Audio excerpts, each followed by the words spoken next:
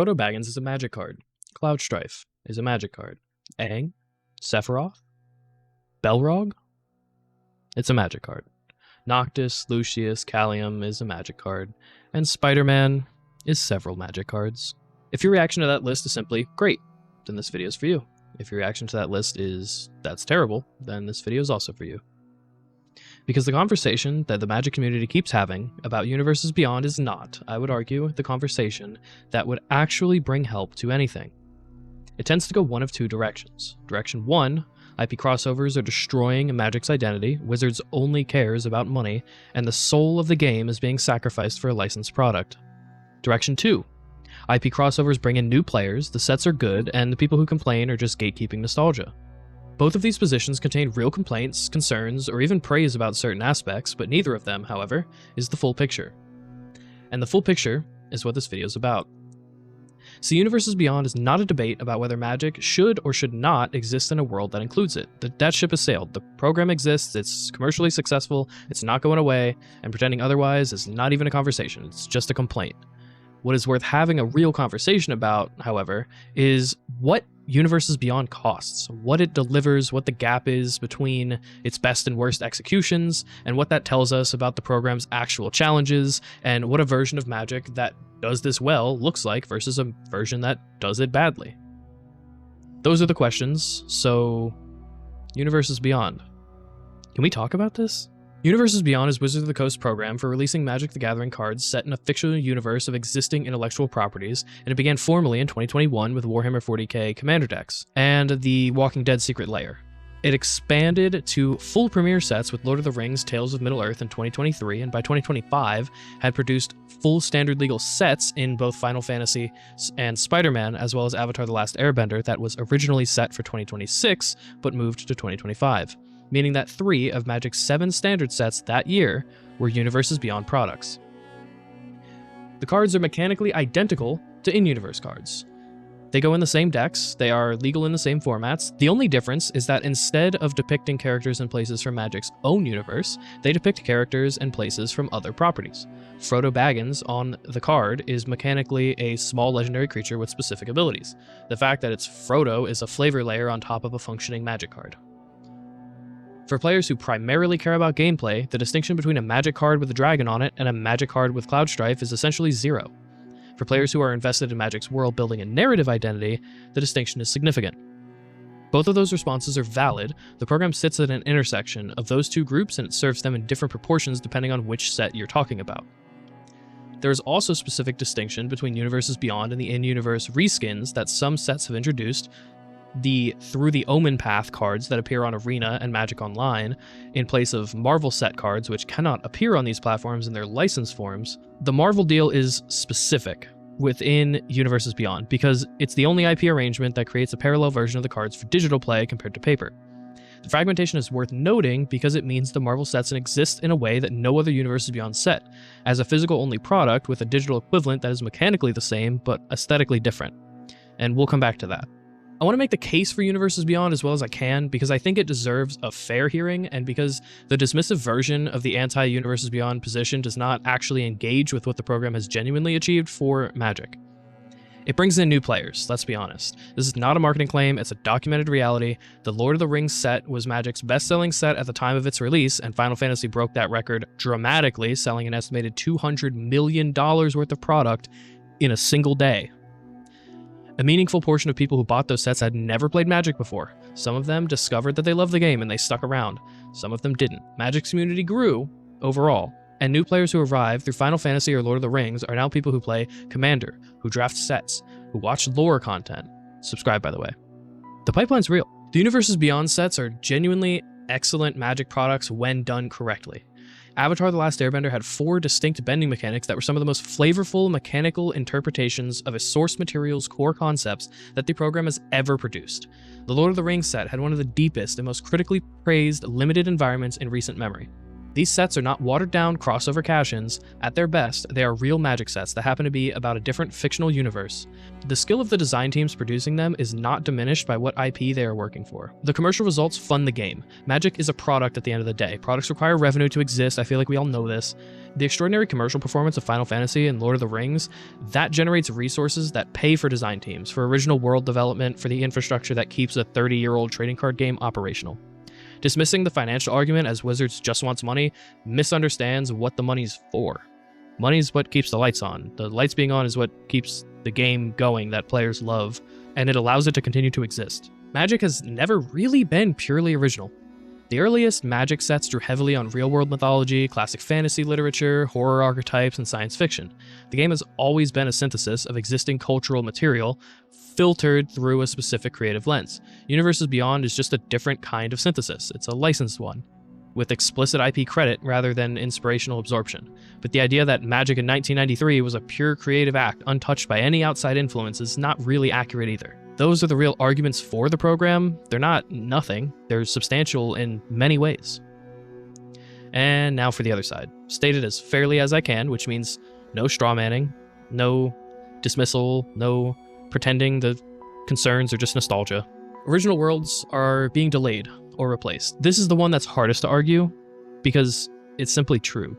Lorwyn Eclipsed, a return to one of Magic's most beloved and mechanically rich original planes, was not in the 2025 release schedule. 3 Universes Beyond sets were, and that was a scheduling decision. It reflects the priorities. You can believe that both Avatar: The Last Airbender was an excellent set, and that Lorwyn being pushed to 2026 was a real cost. Both of those things are true simultaneously. The question is whether the people making those scheduling decisions have a clear-eyed view of what the long-term cost of consistently deprioritizing original worlds actually is. And the arena fragmentation problem. It's real and it's underreported. Magic: The Gathering Arena is the most accessible version of Magic for players. Millions of people play primarily or exclusively on Arena. The Marvel sets, Spider-Man and the upcoming Avengers, cannot appear on Arena in their Marvel forms due to the terms of their IP deals. Arena players get them through the Omen Path versions, mechanically identical, aesthetically entirely different. That means a player who plays on Standard on Arena is playing against a different looking version of the same format as a player who plays Standard at their local game store in paper. These sets are not unified products, they're fragmented products, and they look different depending on how you access them. That's not a minor footnote for a game of this size. That's a meaningful difference in player experience. The tourist problem. Not every player who arrives through a Universes Beyond set stays. A meaningful portion of people who bought Final Fantasy for the Final Fantasy experience are not now regular Magic players. They came for Sephiroth, they got what they came for, and they left. That's not a failure on their end. You got their money, you gave them a product they enjoyed, but measuring UB's success only by launch day sales does not capture whether the program is actually building the long-term player base it's credited with building. Power level inconsistency from IP constraints. When a card is being designed in collaboration with an IP partner, there are constraints on what can be changed close to release. A card depicting a beloved character cannot be easily redesigned in the final months before printing if playtesting reveals a problem. Those constraints do not exist for the in-universe cards in the same way. The result is that some of the Universes Beyond sets arrive with power level outliers that would have been caught and adjusted for in a normal in-universe development pipeline. Vivi Ornithir being banned from Standard is the clearest example. This card was a problem that the normal processes should have caught. The question of whether IP constraints made it harder to catch is genuinely one worth asking, and it's one we should be looking into. And the identity question. If Standard, the premier competitive format, the one with the most visibility to new players, the one that appears in advertising and competitive coverage, contains more licensed IP than original Magic content in a given year, then what even is Standard? What does the new player understand Magic to be when in their first year, Standard includes 3 Universes Beyond sets and 2 original worlds? Is this a fantasy multiverse with occasional licensed guests, or is this a vehicle for IP expression that sometimes makes its own content?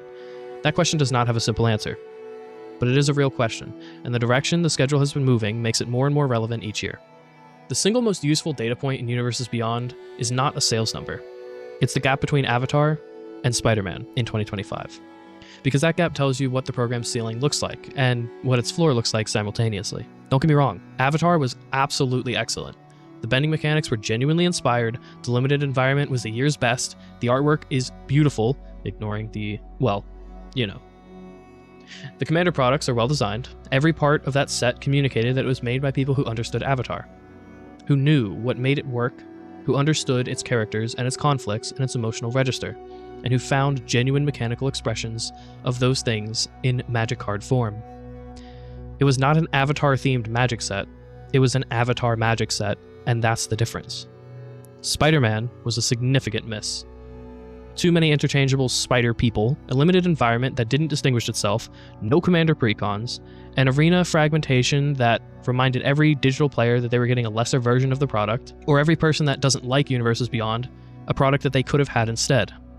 The set did not feel like it was made by people who had deeply engaged with what Spider-Man is, what makes the character compelling, what his rogues gallery offers, what the Marvel universe around him provides as a design space. It just felt like a licensed product.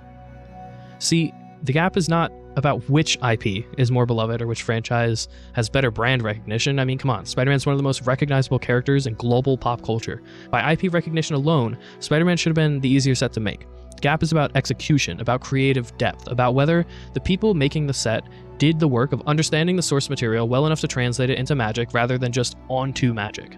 And that gap, Avatar versus Spider-Man, outstanding versus utter disappointment, both in the same year, is the clearest argument that Universes Beyond is not a program with a fixed quality ceiling. The ceiling is as high as Avatar, as Lord of the Rings, and the floor is as low as Spider-Man. The question of which end of that range a given set occupies depends entirely on factors that the player base cannot see until the product is in their hands. And I want to spend some time on Lorwyn specifically because I think it illustrates the opportunity cost of Universes Beyond more clearly than the other examples. Lorwyn is a plane that has not had a full return since Shadowmoor in 2008. It's a plane with some of the most sophisticated mechanical and world-building concepts in Magic's history, a world that changes identity entirely based on an Aurora cycle, where the same characters exist in two completely different states and they don't even know it, where tribal identity and the politics of coexistence were built into the mechanical design from the ground up. It has a devoted fan base, it has deep commander potential, it has a narrative hook, the Aurora, Anya's manipulation, the eventual reckoning with what the cycle costs, that could carry a full story arc. Lorwyn Eclipse is the first set of 2026, players were excited, that excitement turned out to be real and it was earned. But Lorwyn was not on the 2025 schedule. The reason it was not on the 2025 schedule is that the 2025 slots were occupied by Final Fantasy, Spider-Man, and Avatar The Last Airbender, and that's the trade. It's not framed as a trade, of course. It's framed as great news, Lorwyn is coming in 2026, but both framings are true and the second framing is incomplete. And this is the pattern that the existing Magic audience, the people who have been here for 10, 20, 30 years, who are invested in Magic's own worlds and their characters and narrative continuity, are watching accumulate. Ravnica has not had a full return in years. Theros, one of the most critically praised planes in modern Magic history, has 2 sets and then a long absence. Kamigawa got a return after nearly 2 decades. The original worlds are not being completely abandoned, but they are competing for schedule space against IP properties with proven commercial track records, and the outcome of that competition is not always in the original world's favor. The question is whether the people making these decisions have a model for what enough original worlds looks like. Whether there is a commitment, even an internal one, to a ratio that preserves the game's identity as a universe builder rather than just a format for IP expression, because without that commitment, the schedule will follow the money. And following the money in the short term can cost something in the long term that's harder to quantify, but that's real. That's going to affect the property that a lot of us love. Still with me? Hanging out? Good. Drop a comment with where you actually stand on this. Not where you think you should stand, where you actually are. Because I think that there are more people with complicated opinions on this than the loudest voices in either direction would suggest, and complicated opinions are the most interesting ones. I'll try to read the comments, so let's keep going. Here's the question I think the Universes Beyond conversation almost never gets to, and I think it's the most important one. It's not, should Universes Beyond exist, because it exists, so that question's settled. It's not, are Universes Beyond sets good? Sure, some of them are excellent. Some of them are Spider-Man. The answer varies by set. The question is, what is the implicit contract with the players who came to Magic for Magic?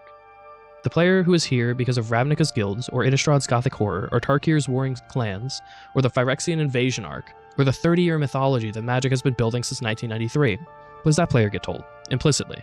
By a schedule where 3 of the 7 standard sets are IP crossovers. They get told that the audience Wizards is most interested in growing is not them. They get told that their investment, financial, emotional, narrative, in Magic's original worlds is worth serving when those worlds can compete commercially with Final Fantasy and Spider-Man, and it's not necessary otherwise. They get told that their love for the game is valued, but that their preferences about what the game is are not driving the decisions anymore. That is not an accusation, it's just a description of what the current trajectory communicates. And it matters because that player, the original audience player, is not just a revenue line. They are the cultural substrate of the game. They are the people who write the lore analysis, run the commander nights, teach new players how to play, produce content that makes Magic feel like a community rather than just a product.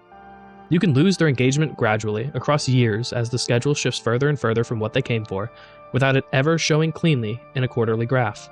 And the irony is that serving that player and serving the IP fan are not mutually exclusive. Avatar: The Last Airbender proved that. Lord of the Rings proved that. A Universes Beyond set can be so well made that it feels like a genuine addition to Magic's creative universe rather than an interruption of it. The original worlds can be so well executed that returning to them is an event rather than a consolation.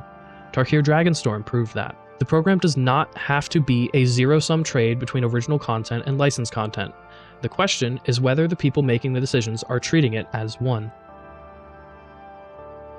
Let's look at the 2026 schedule, and you can see both reasons for optimism and reasons for continued attention. Lorwyn is the most anticipated original Magic set in years. If it is as good as the fanbase hopes, and it was, the creative mechanical potential was genuinely there, and it was a significant moment for the case that original Magic worlds are being given what they need to be great. The design team is clearly capable of this. Tarkir Dragonstorm proves it, Edge of Eternities proves it, and Lorwyn Eclipsed in January of this year proved it. Star Trek is on the 2026 schedule. That's a large IP with the devoted fanbase and a genuine design space, that the faction structure of the various series, the ethical philosophy that drives the better stories, the variety of species with distinct cultural identities. That could produce a good Magic set. Whether it does depends on its execution, and the track record of UB sets suggests that a wide range of outcomes is a possibility. Avengers is also on the schedule, and the Marvel deal is the most structurally complicated IP arrangement in Magic's history because of the arena fragmentation issue. How Avengers handles that fragmentation, whether it improves on what Spider-Man did, whether it finds a solution that feels less like two different products held together with tape, will tell us something important about whether Wizards has learned from 2025's biggest structural failure. And the question going into the rest of 2026 is not whether Universes Beyond continues, because it does. The question is whether the lessons of 2025, Avatar's success, Spider-Man's failure, Vivi's ban, Lorwyn's delay, have all been absorbed and acted on in ways that are not yet visible from the outside. The honest answer? We'll see. So, can we talk about Universes Beyond? Here's where I actually land. Universes Beyond is neither the salvation of Magic nor its imminent destruction. It's a program with a real ceiling and a real floor, and the game's well-being depends on consistently operating near the ceiling while treating the floor like a serious failure rather than an acceptable outcome. The ceiling looks like Avatar: The Last Airbender. Genuinely creative engagement with the source material. Mechanics that feel like transitions, not just analogies. Art that honors what the IP is. Limited in commander design that adds something new to how Magic is played. An audience that discovers the game through the IP and stays because the game itself is worth staying for. And the floor, again, looks like Spider-Man. It's just IP recognition with no creative depth, a limited environment that does not distinguish itself, structural problems, no commander precons, arena fragmentation. That makes the product feel incomplete. An audience that arrived for the IP and left when the IP was the only thing the set was offering is what hurts from Universes Beyond sets. And it's what halts the growth to future newcomers of that community. And beneath both of those is the schedule question, which is one I think that matters the most long-term. Universes Beyond can coexist with a healthy original Magic release slate. It has not always been used that way. The scheduling decisions that put 3 IP sets in Standard in 2025, while Lorwyn waited, are the real decisions with real costs. Those costs are not always visible in the short term. They accrue slowly over a long period of time. See, what I want, and what I think most people with complicated opinions on this want, is not for Universes Beyond to just go away. It's here, it'll stay. It's just for it to be done well, consistently, and to be made alongside the original release slate that does not quietly cannibalize the in-universe content to fund it. Those two things can coexist. The evidence of 2025 with Tarkir and Edge of Eternities proving that original worlds can still be exceptional, and Avatar proving that Universes Beyond can be exceptional. The talent to achieve both is clearly there, and this question will be answered in time, and that is worth watching. So, subscribe and hit the bell for more on Ask the Lore Keeper. I'll see you in the next one.